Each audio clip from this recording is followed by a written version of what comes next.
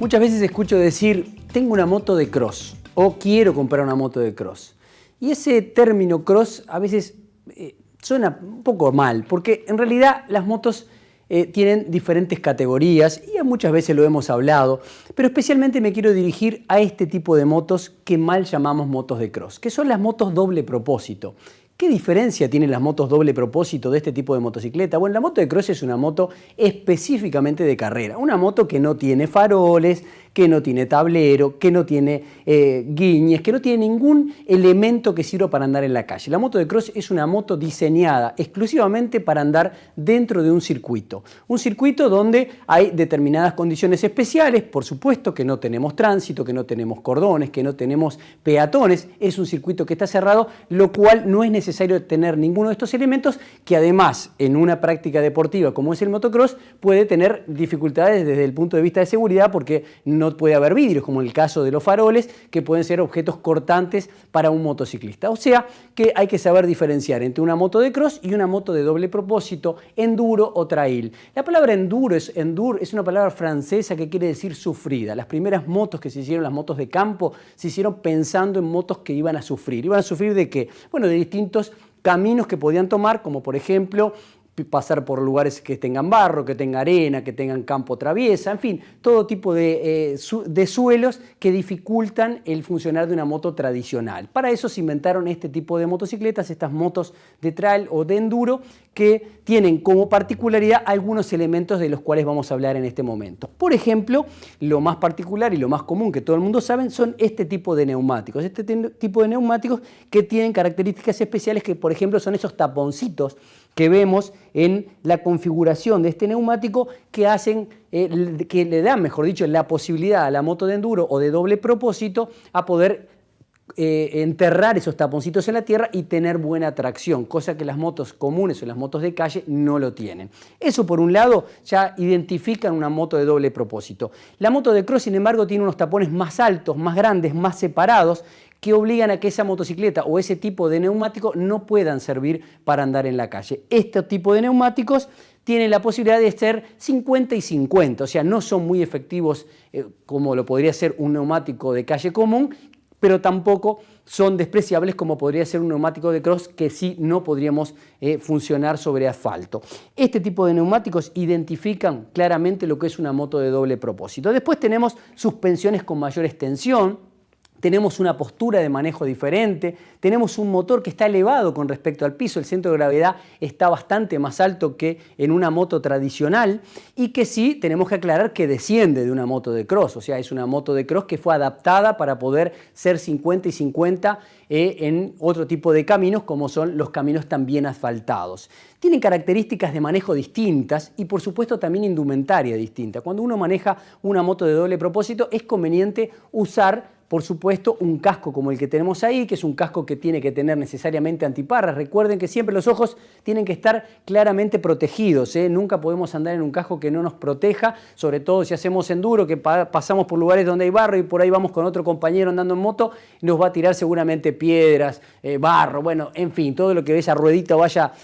tomando por ahí lo va a lanzar hacia atrás y nosotros tenemos que estar protegidos. Ni hablar de tener guantes, Los guantes son, siempre les digo lo mismo, el segundo elemento de seguridad después del casco son los guantes. Es el elemento fundamental y que nos protegen lo que comandamos la moto. Una moto, si no tenemos las manos bien, es muy difícil de poder administrar tanto los frenos, el embrague y fundamentalmente el elemento más importante que tenemos que manejar una moto, que es el acelerador. Este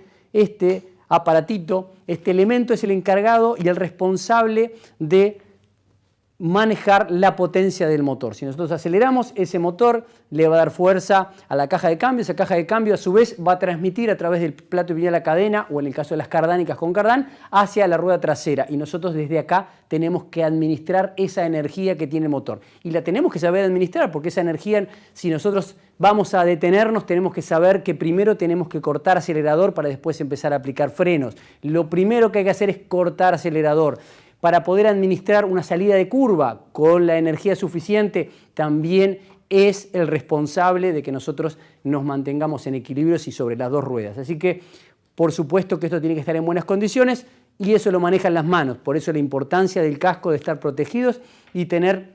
la sensibilidad suficiente para ese manejo. Les decía con respecto a las suspensiones, bueno, las motos de doble propósito o enduro tienen esa función de suspensión bastante más prolongada que permite transitar sobre suelos irregulares y nos permiten además enfrentar de repente algún tipo de bañados o cosas donde que el motor tiene que estar alto, que esas ruedas de campo tienen que ser apropiadas para atravesarlos y especialmente el buen comportamiento de las suspensiones por los que les decía, por esos suelos irregulares. En realidad el resto, como les decía, funciona exactamente como una moto igual a las demás, pero que necesita sí técnicas de manejo diferentes. Como les decía, al tener un centro de gravedad alto, nosotros generalmente vamos apoyados muy por encima, estamos tratando, como yo siempre les digo, la moto es una gran esfera y nosotros tenemos que estar en el centro de esa esfera para equilibrar la moto hacia adelante, hacia atrás y hacia los costados y estar siempre en ese centro para que la moto funcione correctamente y nos dé la posibilidad de que las motos, aunque se transporten de un lado al otro, nosotros tenemos que estar en forma vertical, sobre todo en las motos de enduro, cuando la moto va a enfrentar esas irregularidades del suelo, nosotros tenemos que mantenernos en forma, como les decía, vertical. Bien arrimados al tanque de combustible, con los pies apoyados correctamente, nada de dejarlos colgados o tirarlos hacia atrás, tienen que estar perfectamente apoyados porque en caso de que encontremos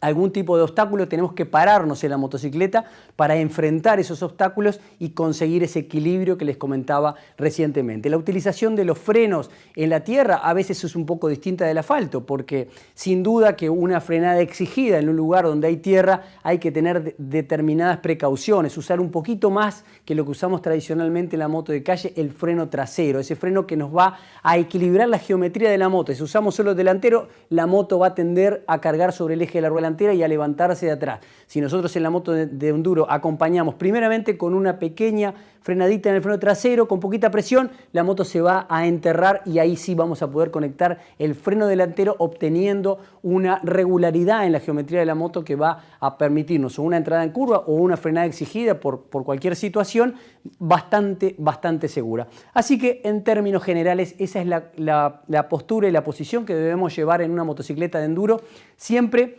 con por supuesto, un previo entrenamiento, no solamente decirlo, me paro en la moto, no, hay que practicarse, hay que entrenarse, llevarla bien y por supuesto conseguir gente que tenga cierta experiencia en esto y que de alguna manera nos acompañe en este ejercicio de practicar un deporte tan lindo como es el enduro.